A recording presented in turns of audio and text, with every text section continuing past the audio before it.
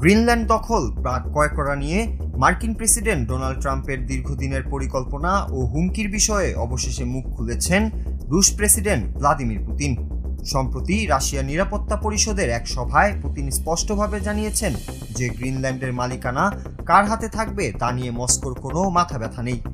ট্রাম্পের এই উদ্যোগকে তিনি যুক্তরাষ্ট্র ও ডেনমার্কের অভ্যন্তরীণ বিষয় হিসেবে উল্লেখ করেছেন এবং রাশিয়ার পক্ষ থেকে কোনো আপত্তির সংকেত জানাননি।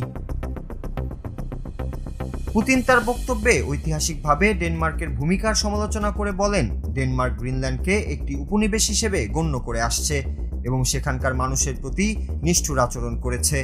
তিনি আরও উল্লেখ করেন যে গ্রিনল্যান্ডের সম্ভাব্য মূল্য প্রায় $100 কোটি হতে পারে এবং যুক্তরাষ্ট্রের এর সামর্থ্য রয়েছে বলেও উল্লেখ করেন তিনি। পুতিন 1867 সালে রাশিয়ার কাছে আলাস্কা বিক্রি এবং 1917 সালে ডেনমার্কের কাছে ভার্জিন দ্বীপপুঞ্জ বিক্রির উদাহরণ টেনে বলেন, এই ধরনের ভূখণ্ড হস্তান্তরকে স্বাভাবিক প্রক্রিয়া হিসেবেই বর্ণনা করেন। আর্কটিক অঞ্চলে রাশিয়ার শক্তিশালী উপস্থিতি থাকা সত্ত্বেও পুতিন কেন ট্রাম্পের এই উদ্যোগে নীরব সমর্থন দিচ্ছেন তা নিয়ে বিশ্লেষকদের মধ্যে নানা কৌতূহল তৈরি হয়েছে। অনেকে মনে করছেন ইউক্রেন যুদ্ধে ডেনমার্কের সামরিক ও আর্থিক সহায়তায় রাশিয়া ক্ষুব্ধ, তাই গ্রিনল্যান্ড হাতছাড়া হওয়াকে মস্কো ইতিবাচকভাবে দেখছে। এছাড়াও গ্রিনল্যান্ড নিয়ে যুক্তরাষ্ট্র ও ডেনমার্কের মধ্যে বাড়তে থাকা দূরত্ব রাশিয়ার জন্য ভূরাজনৈতিক সুবিধাও বয়ে আনতে পারে। এদিকে ট্রাম্পও তার অবস্থান কিছুটা নমনীয় করেছেন।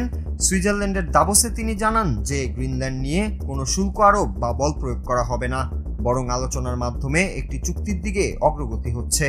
রাশিয়ার এই উদাসীন অবস্থান এবং ট্রাম্পের ক্রমাগত চাপ বিশ্ব রাজনীতিতে গ্রিনল্যান্ডের ভবিষ্যৎকে কোন দিকে নিয়ে যায় এখন সেটাই দেখার বিষয়। আর্কটিক অঞ্চলের এই বিশাল সম্পদশালী ভূখণ্ডটি কি শেষ পর্যন্ত যুক্তরাষ্ট্রের অংশ হতে চলেছে তা হয়তো জানা যাবে সময়ের সঙ্গে সঙ্গেই।